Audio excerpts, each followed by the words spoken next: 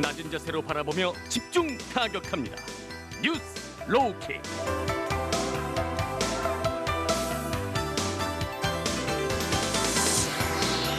낮은 자세로 오늘의 이슈를 집중 타격하는 뉴스 로우킥 시간입니다. 오늘 함께할 패널 소개해드리죠. 오창석 평론가 그리고 정상근 기자와 함께합니다. 어서 오세요. 네, 안녕하세요. 네, 지금 TBS 유튜브 채널에서 보이는 라디오로 함께하실 수 있습니다. 여러분의 의견도 항상 기다리고 있는데요. 무료로 이용할 수 있는 TBS 앱을 활용하셔도 좋고요. 짧은 문자 50원, 긴 문자 100원이 드는 샵 0951번으로 의견 많이 보내주세요. 첫 번째 이슈를 만나보죠. 윤석열 검찰총장의 장모가 추모공원 이권에 부당하게 개입했다. 이런 의혹이 제기되고 있는데 경찰이 재수사에 나섰어요. 네네. 어떤 내용인가요? 이 사건은 이 추모공원 경영권 네. 강탈 의혹인데 네. 지난해 1월에 그 윤석열 검찰총장의 장모 최모 씨가 최모 씨의 측근인 김모 씨가 이 나모 씨가 소유한 납골당의 경영권을 빼앗았다. 뭐 그런 얘기고요. 네. 이 과정에서 김모 씨가 이 추모공원 시행사 이사록 회의록까지 위조했다라고 지금 고소인인 나모 씨가 주장을 하고 있습니다. 네. 이 사건하고 이 장모 최모 씨가 무슨 관계냐라고 하면 이 고소인 노모 씨에 따르면 이 노모 씨가 이 장모 최모 씨에게 이 추모공원 시행사 주식 10%를 줬는데 이 주식이 이제 김모 씨한테 넘어갔다라는 거죠. 네. 모시 계속 얘기하니까 네, 좀 듣기가 복잡해 어려우실 것 보이는데. 같긴 해요. 네. 그러니까 이분이 그러니까 고소인이 이 이른바 이제 추모공원을 이제 만들려고 했던 거죠. 추모공원을 만들기로 하고 그다음에 뭐 여러 가지가 있지 않습니까? 뭐 그 시행사도 있을 테고, 네. 뭐 어떤 뭐 저축은행도 들어오고 막 그 돈을 댄 데도 있을 테고, 뭐 공사 실제로 하는 데도 있을 테고, 막 그럴 텐데. 그래서 이 추모공원을 경영을 하려고 이제 본인이 계속 이 사업을 준비를 하다가 그 시공사 그리고 채권자 사이에 좀 갈등이 생겼나 봐요. 이 갈등이 생기다 보니까 자기가 이제 만들었던 시행사의 좀 지분을 뺏길까봐 이 지분을 그러니까 윤석열 총장의 장모한테 좀 일부 줬던 거죠. 네. 그리고 다시 돌려주기로 약속을 받고 그렇게 돈도 안 받고 주식을 줬는데 네. 그 주식을 다른 사람한테 줬다라는 겁니다. 그래서 결국 경영권을 빼앗겼다라는 게 이 노모 씨의 주장입니다. 결국 장모 최모 씨와 그 김모 씨가 공범이다. 합작해서 네네. 나의 경영권을 뺏어갔다. 이런 그런 게 얘기죠. 주제네요. 그런데 보니까 당시 경찰은 이 장모 그 최 씨 관련해서 사건들을 살펴봤는데 당시는 불기소 의견으로 이 검찰에 넘겼어요. 네네. 당시 그럼 지금 다시 재수사를 요청한 건데 어떤 상황인 거죠? 일단 이 재수사가 이미 지난해 연말에 이제 재주위가 한번 내려갔었고요. 네. 그리고 올해 이제 수사권 조정이 이루어지면서 이 재지위를 이제 요청으로 바꿔서 그러니까 지금 이제 검찰과 경찰이 대등한 관계에 있으니까 이걸 이제 요청으로 바꿔서 이제 다시 내려보냈고 그러니까 시간상 재지위가 이루어진 것은 이미 예전이고 최근에 이제 경찰이 이 고소인을 다시 조사하는 등 다시 수사를 시작한 뭐 그런 상황인 겁니다. 그러니까 최근이 아니라 지난해 연말에 네네. 제 지위가 내려갔다니까 다시 조금 더 보강 수사를 하라고 검찰이 경찰에게 이제 다시 한번 얘기를 했다라는 거군요. 네, 그렇습니다. 네. 그렇군요. 알겠습니다. 윤석열 이제는 이제 지위라는 말을 쓰면은 됩니까? 어떻게 됩니까? 이제 요청이라고 지위가 아니라 요청. 부르더라고요.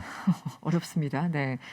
윤석열 총장이 검사장급 인사를 앞두고 이성윤 이 서울중앙지검장의 교체를 요구하고 또 김학의 전 차관 불법 출금 수사로 지금 뭐 여러 가지 악재가 겹치고 있는데 이걸 보면서 이제 이성윤 지검장이 뭔가 카드를 꺼낸 거 아니냐 뭐 이런 분석도 나옵니다. 어떻게 보십니까? 네, 근데 일단은 중앙지검 관계자가 지난해 연말에 이미 재지위가 내려갔다라고 했기 때문에 지금 워딩 그러네요. 네, 그렇기 때문에 이 부분에 대해서는 분명히 재지위가 내려간 문서가 남아 있을 겁니다. 그 시점이 확인된다고 했을 경우에는 인사를 앞두고 했다라고 보기에는 좀 네. 어려울 것 같고 네. 사실 지난해 윤석열 총장의 장모권과 관련돼서 도이치모터스라든지 이런 주가 조작 관련된 것이 시점이 최대로 잡을 수 있는 것이 올해 3월이다. 이런 얘기가 작년 말에 계속 있었습니다. 그러니까 네. 이게 무슨 말이냐면 3월이든 2월이든 특정할 수 없는 것이 그 최대 피해를 본 마지막 시점이 나와야 공소시효가 결정이 되거든요. 네네. 마지막 시점까지 정확히 못 잡았습니다.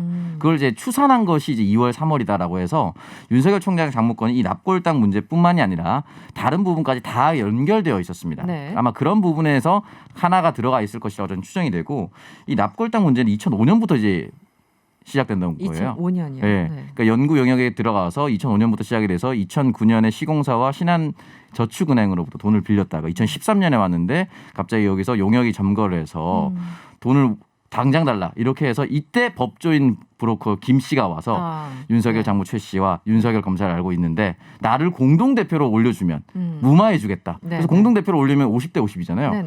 그때 이 10%를 갑자기 다른 사람한테 이제 장모 최 씨가 가지고 있었는데 장모 최 씨가 다른 사람한테 양도를 하면서 같이 붙어버리면 이때 5대5 균형이 깨져버리죠. 최소 6대4가 돼버리니까 이 균형이 완전히 깨버리면서 나머지 30%의 이 장부를 조작을 해서 실제로 이사회에 참여해야 하는 사람이 캄보디아에 있었음에도 불구하고 참여한 것처럼 위조를 해서 이 사람의 노 씨의 이 모든 지휘권을 박탈해버린 겁니다. 이거를 이제 작년 말에 또 한 번 제출했다는 것이죠. 그러니까 이제 검찰 입장에서는 만약에 이 노 씨 이야기가 사실일 경우도 있을 수 있으니 받아들여서 이제 재지휘를 하자는 것이기 때문에 시점상 지금 와서 갑자기 했다라고 보기는 좀 어려운 것 같습니다. 사건이 좀 복잡하군요. 굉장히 오래된 사건이죠. 그래서 이게 재지휘가 언제 내려갔느냐가 실질적으로 좀 중요한 것이, 그러니까 이게 인사 이후에 좀 이성윤 지검장이 반격을 한 게 아니라 타임라인으로 정확히 보면은 이성윤 지검장이 재수사를 지휘를 했고 또 요청을 했고 여기에 이제 윤석열 검찰총장이 인사 조치를 해야 했던 거 아니냐, 좀 이렇게 의문을 반역으로 이제 의문을 제기하는 분들이 계신 거죠. 순서가 그러네요. 지난해 연말이라면 뭐 그런 설명도 충분히 가능할 것 같네요. 전혀 다른 관점에서. 그나저나 이게 이성윤 지검장이 뭐 칼을 하나 빼들었다, 또 윤석열 청장이 또 칼을 하나 빼들었다, 여러 가지 뭔가 싸우는 형국이에요. 뭔가 검찰이 공평하게 어떤 사건을 형평성을 가지고 수사한다기보다는 수사권을 가지고 마구 휘두른 듯한, 그게 누가 됐든 간에 지금 그런 모습인데 어쨌든 이번에는 또 김학의 전 차관 출국 금지 사건과 관련해서 이성윤 중앙지검장이 피의자 신분으로 전환이 됐어요. 지금 어떤 상황인가요? 네, 수원지검에서 이 최근 접수된 고발장에 따라서 그 이성윤 지검장을 피의자 신분으로 전환했다라고 오늘 밝혔는데 이에 따라서 이제 이성윤 지검장에게 지난주 초 그리고 이번 주 초 그리고 지난주 말에 두 차례에 걸쳐서 이제 출석 요구서를 보냈고 여기에 이성윤 지검장이 이 불출석을 하면서 사유서를 제출했다라는 거죠. 이 사건이 그 지난 2019년 6월에 있었던 일인데, 그러니까 이규원 검사가 이 김학의 전 차관의 심야 출국 시도를 막기 위해서 이 무혐의 처분을 받은 과거 사건 번호로 작성한 긴급 출국 금지 요청서를 제출을 했고 또 그 사후 승인 요청서에는 존재하지도 않는 이 동부지검의 내사 번호를 기재했다. 그러니까 한마디로 공문서를 위조해서 김학의 전 차관의 이제 출국을 막았다라는 거고, 이 과정이 좀 문제가 있다라고 판단한 그 안양지청에서 수사를 하려고 하자, 그 이규원 검사를 수사하려고 하자 이번에는 그 당시 반부패 부장이었던 그 이성윤 부장이 이거를 이제 외압을 가해서 그 수사가 무산됐다, 뭐 이런 주장이었습니다. 지금 이성윤 지검장은 그러니까 계속 뭔가 명분을 쌓아야 되잖아요. 계속 출석 요구서를 보내고 계속 전화 통화를 한다던가 시도를 해서 안 나오면 이제 체포영장까지 가는 건데 지금 그래도 서울 중앙지검장이잖아요. 계속해서 출석 거부하면 뭐 강제 수사, 뭐 체포영장까지 발부하게 되는 건가요? 강제 수사를 할 수는 있는데 중요한 건 이제 이 사실관계가 정확하게 입증이 되지 않았기 때문에 이 부분에 대해서 강제 수사를 했을 경우에 다른 사람들이 봤을 경우에 왜 공익 제보자의 말은 그대로 100% 신뢰하고 이성윤 지검장의 말은 100% 신뢰하지 않느냐, 이 문제가 남게 되거든요. 그렇기 때문에 직위상도 그렇고 사실 입증 문제에서도 그렇고 강제 수사를 할 수 있는 상황임에도 불구하고 하긴 좀 어렵지 않을까라는 생각이 들고. 이 문제가 결국은 김학의 법무부 차관인 문제거든요. 그러니까 결국은 김학의 법무부 차관을 내보내는 것이 맞았느냐, 그러면 이 문제까지 결과적으로 갈 수밖에 없습니다. 그런 부분에 있어서 국민적인 눈치도 볼 수밖에 없는 상황이죠. 지금 윤석열 총장의 장모 사건, 또 이성윤 지검장을 또 피의자로 지금 만든 지금 이 두 개가 뭔가 좀 대치되는 느낌도 들고, 이게 뭔가 굉장히 좀 복잡하다는 느낌도 들고요. 이 언제까지 이런 갈등? 어쨌든 윤 총장은 7월까지 임기 남아 있습니다만 그 안에 둘 중에 하나가 뭔가 뭐 결론이 나야 되는 거 아니겠습니까? 지금 상황을 보면 결론이 나야겠죠. 결론이 났으면 좋겠고요. 두 사람 다 공평하게 수사 다 해야 된다고 봅니다. 할 만큼 충분히 양쪽 다 해라, 이런 겁니까? 다 수사를 받아야 될 건 받아야 된다고 보는데 다만 모든 것이 명명백백하게 밝혀져서 서로가 다 문제가 있다고 나온 결과도 있을 수 있잖아요. 그랬을 때 타격은 사실은 윤석열 총장이 훨씬 더 크죠. 왜냐하면 이성윤 지검장은 다시 말씀드렸지만 김학의 법무부 차관을 그러면 내보내는 것이 맞았느냐, 절차와 법을 그렇게 따지는 사람들이 김학의 법무부 차관을 무혐의 처분하는 것이 맞느냐라는 여론이 돌아올 수가 있는데 법감정의 문제죠. 윤석열 총장은 주가 조작 사건의 실제 피해자들이 굉장히 많이 존재하고요. 이 납골당은 저도 사실 이 정도 금액인지 몰랐는데 2,200억 원대입니다. 그렇습니까? 금액이 굉장히 커요. 그래서 이거를 만약에 허위 문서까지 들어가서 법조인 브로커 지금 노 씨 주장에 따른 법조인 브로커 김 씨가 윤석열 검사의 이름을 들먹이면서 강탈했다라면 굉장히 큰 문제입니다. 그러니까 권력을 이용해서 네. 사인의 개인 사유재산을 강탈한 것이나 다름없기 때문에 네. 이 부분은 결과적으로 둘 다 만약에 잘못이 있었다고 했을 경우에 윤석열 총장이 타격이 훨씬 더 크지 않을까라는 생각이 듭니다. 네, 사건의 성격이나 죄질상 어쨌든 윤 총장의 타격이 더 클 것이다. 이렇게 보시는군요. 알겠습니다. 뭐 이제 뭔가 객관적인 판단을 하기가 요즘은 더 어려워진 것 같아요. 네. 이게 보도가 나오면은 어디까지가 팩트인지 어디까지가 추정인지 또 어디까지가 언론 플레이인지 특히 검찰발 기사들은 좀 복잡하다는 생각이 듭니다. 알겠습니다. 다음 이슈로 넘어가 보죠. 보수 야권 서울시장 후보 단일화. 지금 국민의힘과 제3지대 후보 어쨌든 누군가는 되겠죠. 누군가 되는데 지금 그게 이슈예요. 나경원 후보에 맞서서 반 나경원 연대, 그러니까 오세훈 전 시장과 그리고 오신환 후보 그리고 조은희 후보 이 3자가 똘똘 뭉쳐서 나경원 후보에게 좀 뭐 대항마로 나서는 거 아닌가 한마디로 오세훈으로 단일화시키는 건 아닌가 이런 질문들이 나오는데 어떻습니까? 글쎄요. 일단 가능성.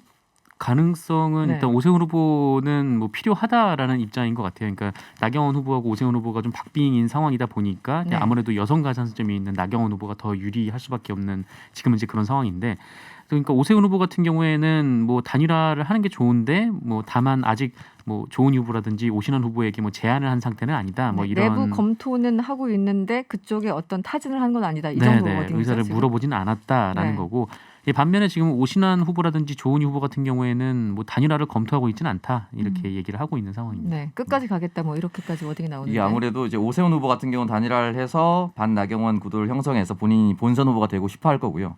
다만 오신환 후보와 조은희 후보가 물론 이제 본인은 본선 후보가 되는 것이 가장 베스트겠지만 차선도 생각을 해두고 출마했을 거란 말이죠. 네, 네. 그러면 이 두 후보는 3등을 최소 생각을 하고 2등이 됐을 경우에 정치적 입지나 영향이 굉장히 강화됩니다. 왜냐하면 2등을 했을 경우는 어쨌든 나경원이든 오세훈 후보든 두 사람 중 한 사람 잡는다는 것이 2등이 된다는 것이거든요. 네. 그렇기 때문에 이 부분에 대해서는 완주하는 것이 정치적으로 훨씬 더 이득입니다. 그렇기 때문에 이렇게까지 왔는데 갑자기 오세훈 후보가 단일화했을 경우 사실상 오신환 후보나 조은희 후보가 오세훈 후보를 이길 가능성이 매우 희박합니다. 그렇기 때문에 아마 완주해서 본인이 얻을 수 있는 최소한의 정치적 이득을 더 얻고자 할 것이기 때문에 네. 연대하는 것이 좀 쉽지는 않아 보입니다. 지금까지는. 쉽지는 않아 보인다. 네. 네. 그래도 그 오세훈 전 시장과 조은희 후보 같은 경우는 그 토론회에서도 굉장히 화기애애한 분위기를 펼쳤잖아요. 또 네. 서울시에서 그때 같이 일을 했고 그래서 지지 선언을 하고 뭔가 힘을 보태는 것은 아닌가 이런 뭐 시나리오들이지만 일단 거기에 대해서 무성하게 얘기가 나오는 건 또 사실인 것 같아요. 네, 일단 본인들은 아니다라고 얘기를 하고 얘기를 할 수밖에 없는 상황. 만약에 그래서 정치적 입지를 고려하지 않고 단일화를 나선다면 이면 합의라고 하진 않더라도 이면 어느 합의. 정도의 합의가 있을 겁니다. 예를 본선 후보가 됐을 때 네. 조은희 후보가 단일화해준 조건으로 조은희 후보의 정책 미래에 대해서 어느 정도 서로의 딜이 있을 수밖에 없을 겁니다. 그러니까 구청장보다는 조금 더 체급을 키워줄 수 있는 것을 네. 함께 제안을 할 수가 있겠죠. 그런 식의 현실적인 딜이 없다면 지금으로선 좀 어렵지 않을까. 어렵다. 네. 그리고 또 부산으로 가보죠. 부산에서는 박형준 예비 후보가 정말 뭐 어쨌든 수치상을 보면은 계속 승승장구인 네네. 것 같고요. 이현주 박민식 예비 후보가 단일화를 진행을 해서 이현주 예비 후보가 승리했습니다. 이현주 대 박형준 이렇게 경선 구도가 형성이 됐는데 어떻게 보십니까? 전망을 하자면? 뭐 사실 그 여론조사를 하면 이게 박민식 후보의 지지율이 그렇게 높지 않았던 상황이기 때문에 네. 뭐 이 두 후보 간의 단일화가 이렇게 큰 효과가 있을까라는 생각이 좀 들고 아주 커다란 이슈는 아니었죠. 사실은. 네. 그리고 사실 이 경선 과정에서 이 단일화 여론조사를 통해서 단일화를 한다라는 게 좀 그동안은 좀 보기 힘들었던 일이기도 하고 네. 그러니까 어떤 뭐 특정한 이슈가 없잖아요. 그러니까 만약에 다른 당 후보가 붙었으면 어떤 정책적인 뭐 차이 뭐 그것을 중심으로 네. 뭐 이를테면 뭐 가덕도에 누가 반대하고 누가 찬성하면은 이 이슈를 중심으로 가서 뭉치는 뭐 그런 게 있을 텐데 그냥 단순히 이 지지율 합산이 되면은 좀 나아지겠지 싶어서 하는 단일화가 그렇게 성공하는 경우를 저는 이제 보지 못해서 네 이번에도 좀 그렇게 큰 영향을 미치진 않지 않을까. 네. 어떻게 보셨습니까? 이런 경선은 처음일세. 뭐 이렇게 지금 굉장히 세게 기자가. 보고 있는데 일단 박민식 후보 지난번에도 출마를 했다가 예비 경선에서 탈락을 했습니다.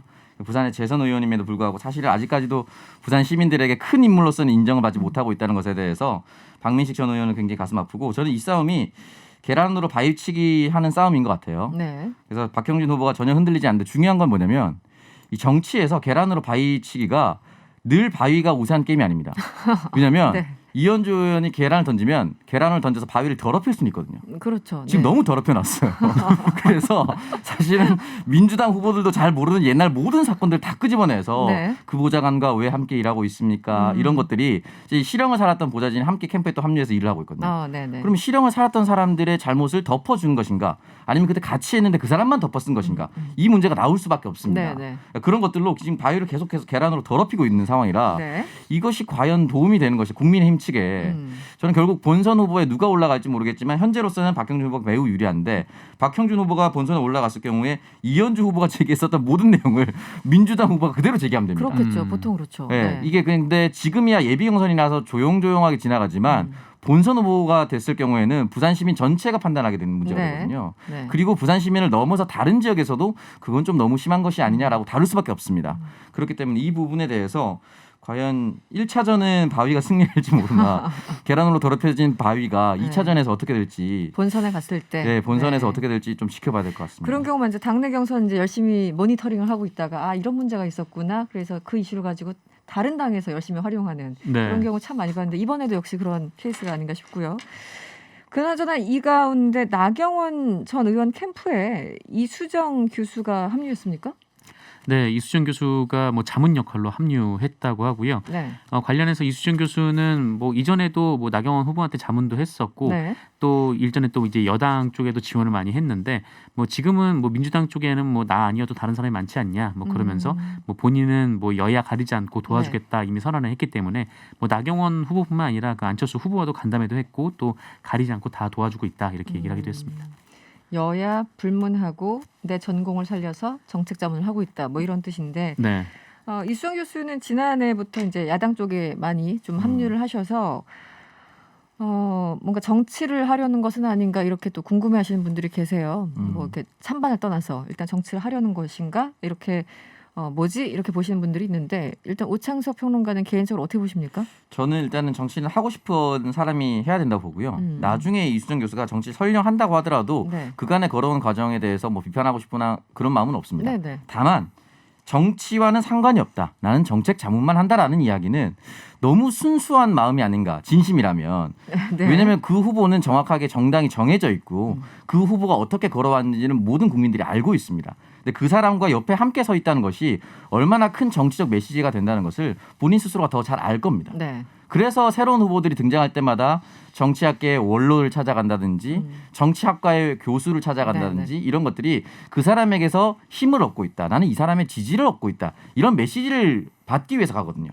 근데 지금 이 부분에서 정책 자문만 한다라고 했을 때 국민들이 진짜 정책 자문만 하고 빠지겠구나라고 생각하지 않아요. 네. 옆에 나경원이 있는지 안철수가 있는지 다 보이니까. 그렇죠. 그러니까 이 자체가 부분에 메시지가 대해서는 되니까. 네. 이수정 교수가 정말 순수하게 그렇게 생각하셨다면은 어쩔 수 없이 국민들은 그렇게 판단하지는 않을 겁니다. 네, 본인의 의도와 상관없이. 예. 네. 알겠습니다. 오늘 뉴스로킥은 여기서 마무리를 해야 되겠습니다. 지금까지 정상근 기자 그리고 오창석 평론가와 함께했습니다. 오늘 고맙습니다. 고맙습니다. 감사합니다.